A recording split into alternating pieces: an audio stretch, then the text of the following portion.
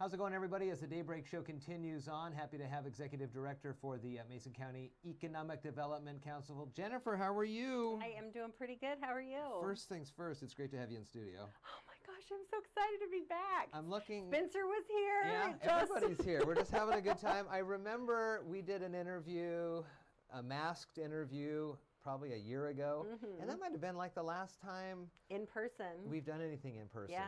It has been a tough year, and there's been a lot of challenges.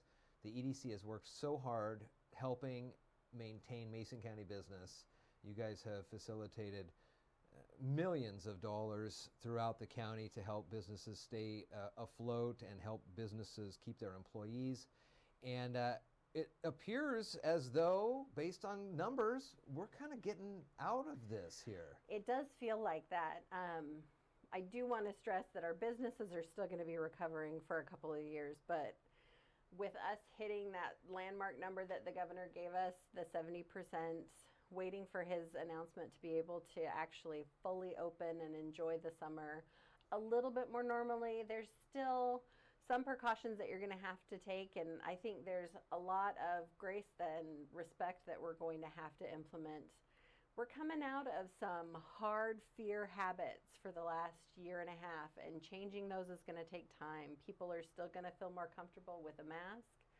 Let them wear it. It's not going to affect you any. And what I'm excited for from the governor's office is the regulations and restrictions around businesses. What are those going to look like? Are we going to fully lift them off? And businesses are going to be able to say, come on in. Yeah. So June 30th is the... January would have been nice. It would have been nice. June 30th is kind of the date that we've heard the governor talk about, although he had been open to the idea if we got to that 70% across the state, maybe a little sooner than that. We're coming up on the middle of the month here, and I know a lot of folks were thinking that this would be a good time to do it. What are you guys looking at in the next week's announcements for him? I mean, is that basically just as soon as he says 70%, wahoo, let's open up? Are you guys in talks with anybody in the governor's office or with Commerce on what you think should be best practices for businesses in Mason County?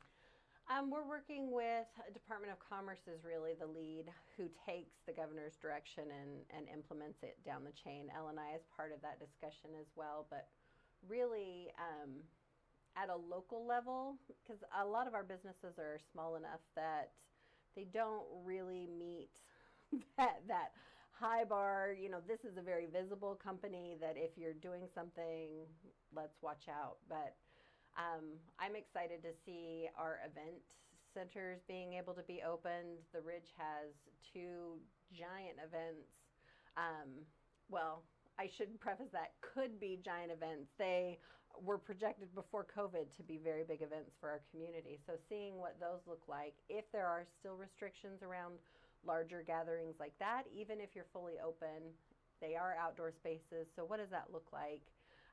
Being able to get some really good clarification. If fully open means fully open, we're back 100%, maintain what you feel is your level for that safety and move forward. So it'll be interesting to see what he has to say. Yeah, they have a big event this weekend, and then it would be interesting to see 30 days from now if they have another similar size event, the population, whoever shows up for that. Right. The other thing, of course, we had Mason County Forest Festival Timber Days. I know. So people are coming downtown.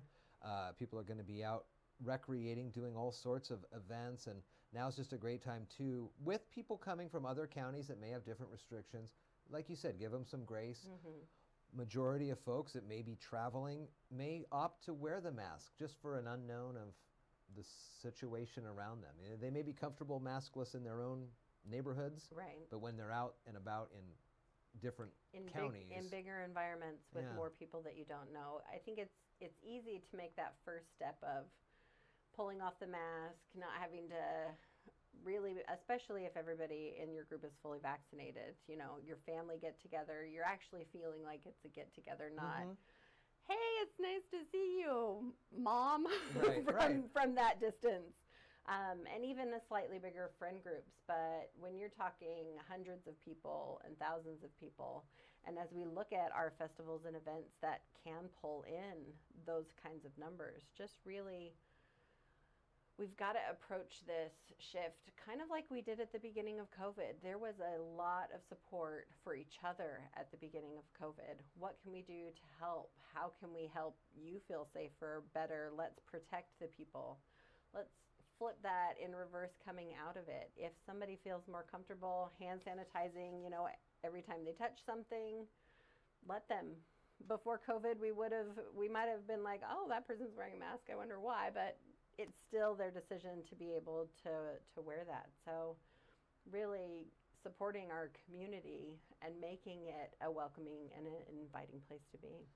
I know there's talks about having conversations with larger groups on making sure everybody's kind of on the same page when we do open up. So be on the lookout for information there. You can always go to the website, choosemason.com, for more information on the EDC and all that they do.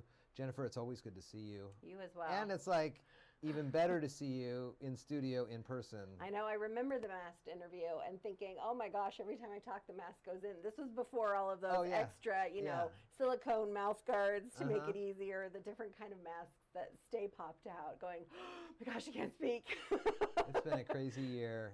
You guys over there have done so much work to save so many places, the businesses, and then as well as the livelihoods of all the employees there. So good on you guys for that. That's good stuff. We couldn't have done it without all of our partners, with our contractors saying, we understand that your workload is shifting. We're supporting the work that goes into that. The outreach that you guys have helped with, the journals helped with, county, city, port, everybody had just kind of went, you know what? Our network is your network. Let's really get out there and support them as much as possible. And yeah, it was a heavy lift, and I'm very thankful for the community and the people in it, because we would not have been able to do it without. Well, it was just the two of us before Allison came on. Right. You can only outreach so much. It was really everybody. Well, it's going to be a great summer and a great opportunity for folks to choose Mason as a destination for getaways and adventures and travels. We got all sorts of great opportunities. ChooseMason.com, the website. Good to see you. You as well.